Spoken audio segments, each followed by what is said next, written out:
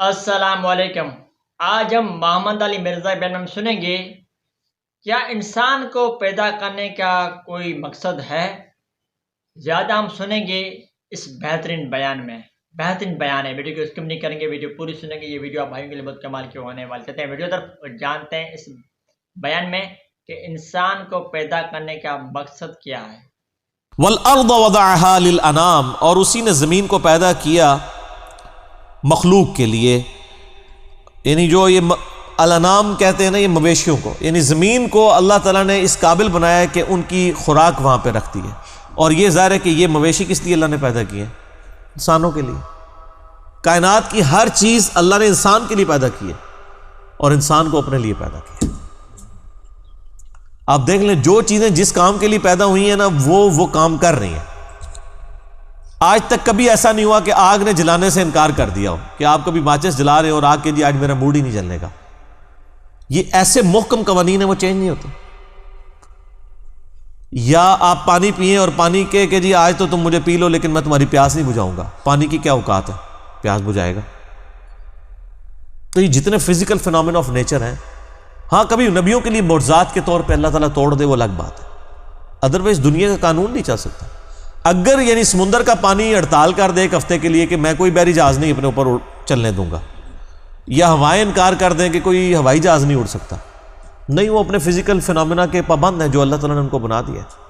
یہ سب کچھ اللہ تعالیٰ نے کیا ہے انسان کے لیے، اور انسان کو کہا کہ تجھے میں نے اپنے لیے بنایا ہے۔ وَمَا خَلَقْتُ الْجِنَّ وَالْإِنسَ إِلَّا لِيَعْبُدُونَ، جنوں اور انسانوں کو نہیں پیدا کیا مگر فقط اس لیے کہ وہ میری عبادت کریں۔ تو یہ زمین کے اوپر سارا معاملات مویشیوں کے لیے کیا کیا۔ فیہا فاکہۃ والنخل ذات الاکمام، اور اس میں کئی ایک پھل ہیں اور کھجوریں ہیں غلافوں میں لپٹی ہوئی۔ اللہ تعالیٰ نے یعنی کھیتیاں بھی اگائی ہیں، یہ پھل بھی پیدا کیے ہیں انسانوں کے لیے اور چوپایوں کے لیے۔ چوپائے بھی اس سے خوراک حاصل کرتے ہیں، اور پھر الٹیمیٹلی اگر وہ خوراک نہ ہو تو اس زمین پر زندگی تو نہیں رہ سکتی۔ چوپایوں کو جو ہم کھا رہے ہیں تو وہ چوپائے کس خوراک سے موٹے تازہ ہوئے ہیں؟ زمین کی خوراک سے۔ اور غلافوں میں لپٹی ہوئی کھجوریں۔ سر کھجور تو ایک اللہ تعالیٰ کی، یعنی پاکستانی کھجوروں کی بات نہیں کر رہا، جس کو کھا کے کھجور سے کبھی شغف ہی نہیں انسان کا پیدا ہوتا۔ آپ عرب ملکوں کی ذرا کھجوریں دیکھیں، واقعی کھجور جیسا کوئی فروٹ نہیں ہے۔ کوئی دنیا کا فروٹ کھجور کا مقابلہ نہیں کرتا، نہ صحت کے اعتبار سے، نہ ٹیسٹ کے اعتبار سے، نہ جو اس کے اندر کیلوریز موجود ہیں اس کے اعتبار سے۔ یہ اللہ تعالیٰ کی قدرت کا شاہکار ہے کھجور۔ اور ظاہر ہے کہ چونکہ اولین مخاطب جو ہیں وہ عرب کے لوگ تھے، تو ان کو عرب کی چیزوں کی مثال دینی تھی اللہ تعالیٰ نے۔ اس کے علاوہ بھی جتنی مخلوقات اللہ تعالیٰ نے ہمارے کھانے کے لیے پیدا کی ہیں، ذرا آپ ان کی کھال دیکھیں نا، کتنی زبردست وہ کھالیں بنائی ہیں کہ دنیا کی کوئی سٹوریج اس کا مقابلہ نہیں کرتی۔ یعنی تربوز ہے، آپ دیکھتے ہیں کہ ڈھیریاں زمین پہ لگی ہوتی ہیں، ایک ایک دو دو ہفتے تک ڈھیریاں لگی رہتی ہیں۔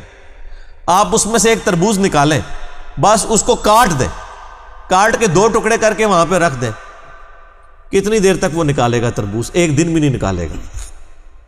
لیکن جب تک وہ اپنے غلاف کے اندر بند تھا، دو دو تین تین ہفتے بھی نکال دے گا۔ باہر ہی پڑا ہوتا ہے، فریج میں تو نہیں رکھا ہوتا۔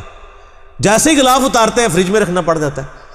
کیلا تو آپ روزانہ پریکٹس کر سکتے ہیں، کیلا اور سیب، جیسے ہی اس کا چھلکا اتارتے ہیں کالا ہو جاتا ہے، کھانے کے قابل نہیں رہتا۔ اس حوالے سے کہ جو مطلب زیادہ وہمی مزاج ہے، یا کیلے جو ہیں وہ تھوڑی دیر بعد اس کی حالت ہی ایسی بدل جاتی ہے، لیکن وہ کھال کے اندر رہتے ہیں، محفوظ رہتے ہیں۔ تو یہ کھال جو ہے سر، یہ تو بہت بڑا معجزہ ہے اللہ کا۔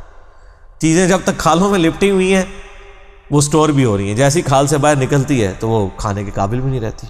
ایک ایک چیز میں آپ کو اللہ تعالیٰ کی قدرت کی نشانیاں نظر آئیں گی۔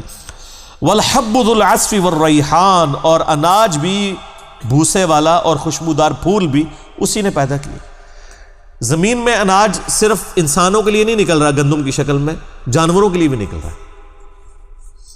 اور صرف اناج نہیں ہے بلکہ خوبصورتی بھی ہے پھولوں کی شکل میں۔ آپ سرسوں کے کھیت دیکھیں نا، وہ جو اس سے مسٹرڈ آئل جو نکلتا ہے وہ تو الگ سے، جو اس کی پھولوں کی خوبصورتی ہے، وہ یلو کلر جو گرین کلر کے اندر دور سے آپ دیکھیں تو کیا خوبصورتی دیتا ہے۔ اور جتنے پھلدار درخت ہیں آپ دیکھیں، یہ پھول ہی ہیں جن سے وہ پھل بنتے ہیں، پہلے پھول لگتے ہیں اس کے اوپر۔ سر زمین و آسمان کی ساری مخلوقات مل کے، سارے بزرگ بھی مل جان، ایک پھول نہیں بنا سکتے۔